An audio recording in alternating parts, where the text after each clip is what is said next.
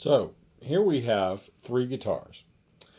On the left is the Gibson.com exclusive of the Mini Humbucker with a P-90. It's a special, Les Paul Special. In the middle is a Gold Top Deluxe, which this one is in particular is a 2012 model. And then on the right we have the Junior with a single P-90, and it is modified by the Gibson Demo Shop. So these three guitars each have their own special thing that they do. But I'm super curious about the pickup that is in the Mini Humbucker that is in the Special, and I needed that gold top here for this. So today we're going to do a cleanup on the Mini Humbucker P-90 Special and the Junior, because I never did any treatment on the Junior when it came in, so its fretboard is looking mighty dry. So stick around and hang out for the fun. So starting off with the Junior. This guitar has been absolutely a blast to own, and it really does emphasize how taking and making it where you only have one pickup option, one tone, one volume, can get you several different sounds, and learning how to play it like that. So this guitar has been great to play, but as you can see down here, I don't know if I can make it pick it up, but this part of the fretboard especially has a lot of wear, looking it's looking light because of where I put my fingers all the time. So I don't do a whole lot of soloing, especially on this guitar. I'm more of a bar chord and rhythm type stuff. But anyway, bottom line, this guitar needs a fretboard condition and a little bit of polishing over here. But I love the little accents that you can sometimes see in this wood and on this top, and it is hard to capture on picture, but like I say, on the camera, but there's some movement in here of the wood top. So like I say, I'm really interested in getting this and finding out what the output is on this guy. And since it's easy to do, let's just go ahead and find out what that output is now. 7.89. Now, as you adjust the tone, nothing really happens. As you adjust the volume, it starts to open up. See how that changes it? But at 10, you get a 7.89.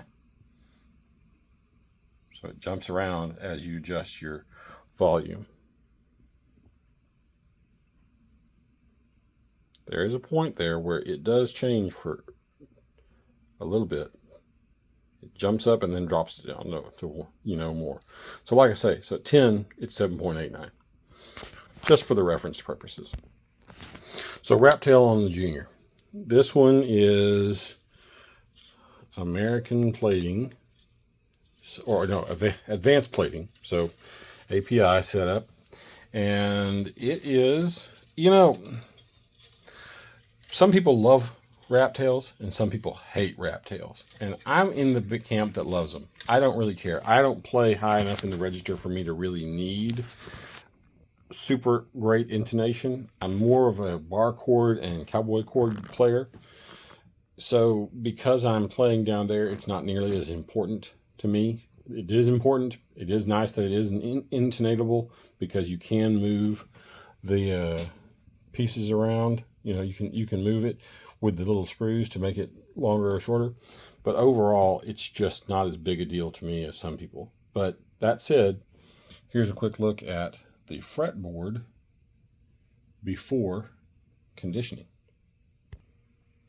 So this fretboard soaked up a lot of conditioner. I don't think I've had to put that much conditioner on a fretboard in a while. So it is looking much better, and I am just 100% pleased with the way that came out. But I'm probably going to have to put another layer of that stuff on there. But like I say, what I'm using is the PRS fretboard conditioner. It works really well. It's really thin though. So if you're looking for something that's a little bit thicker, that'll hold a little bit better, probably stick with something different. But it does work really well, and it tends to last really well, and it sinks in really well. So like I say, start to clean up that body a little bit, and then come back and put another layer on a little bit later on. So this guitar has nothing under the pickguard. It's just there for decoration. And I genuinely thought that there was going to be something open right here because of the way that pickguard was on there. But it's really just for decoration. Absolutely nothing underneath it. There's nothing, no secrets to hide, nothing showing.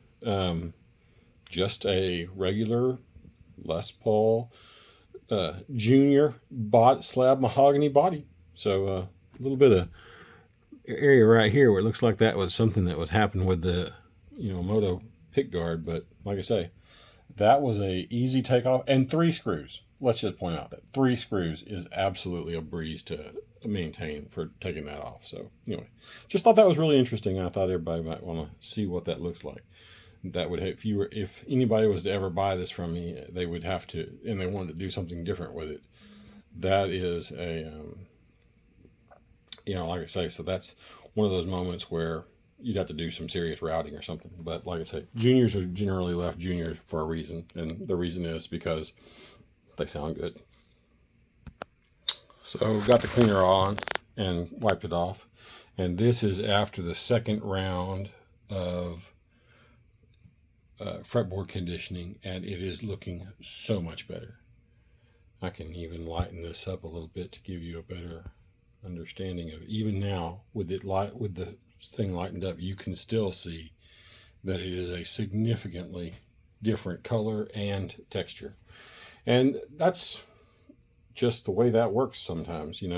These guitars sit around, especially when those ones in the demo shop, for quite some time. So it's really important to take a good time to condition them and take good care of them. But like I say, this one looking a lot better.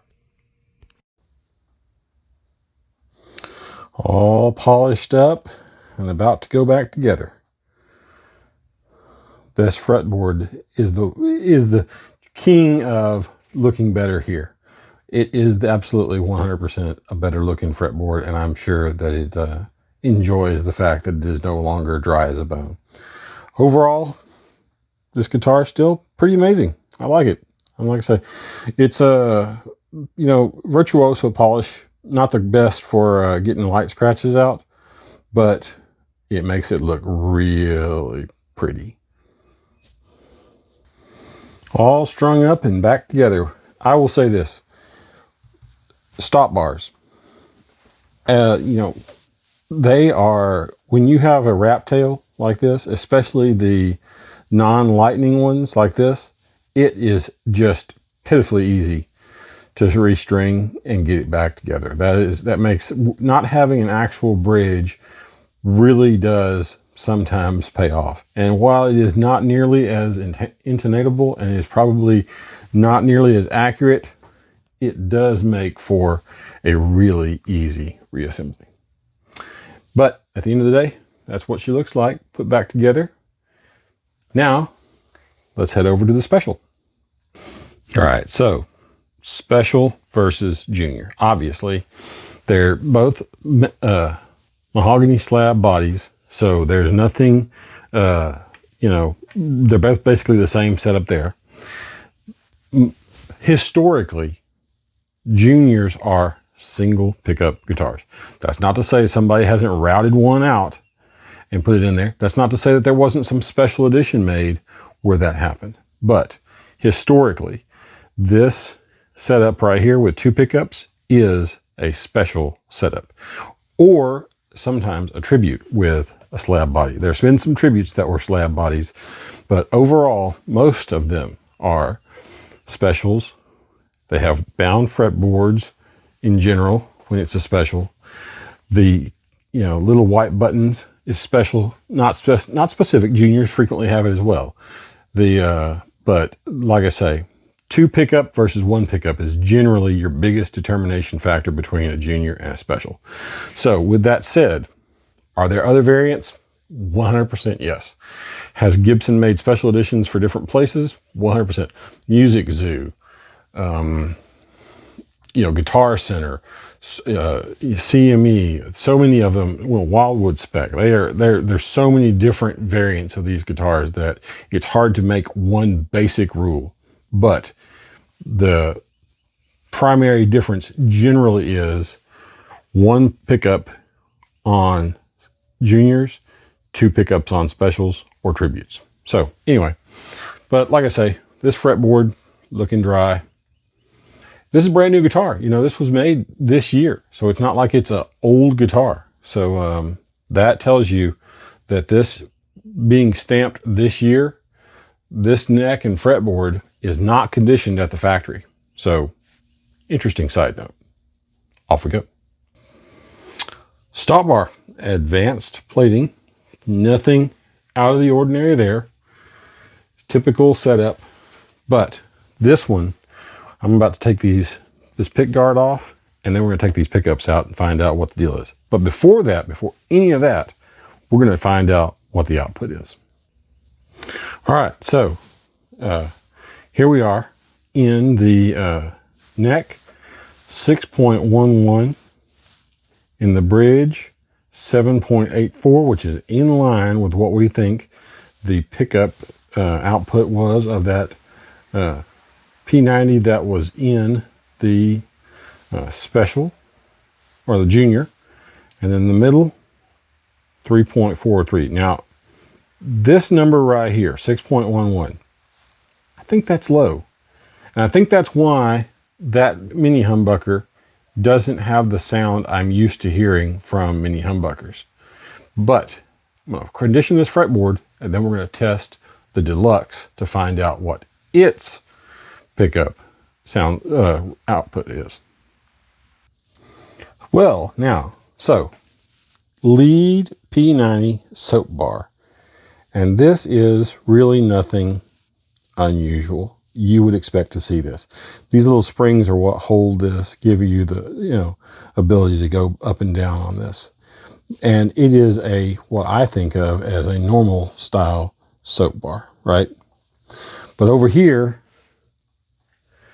Rhythm LP Deluxe. So this is a deluxe pickup in a special body. So that tells you something about what these are. These should be just like any other deluxe from this era. And this one is dated from the 3rd of January, 2025. So how about that? Anyway, but there you go. So now you know what these two pickups are in these guitars and where they're sourced from. Or at the very least, what they think they are. So, interesting moment.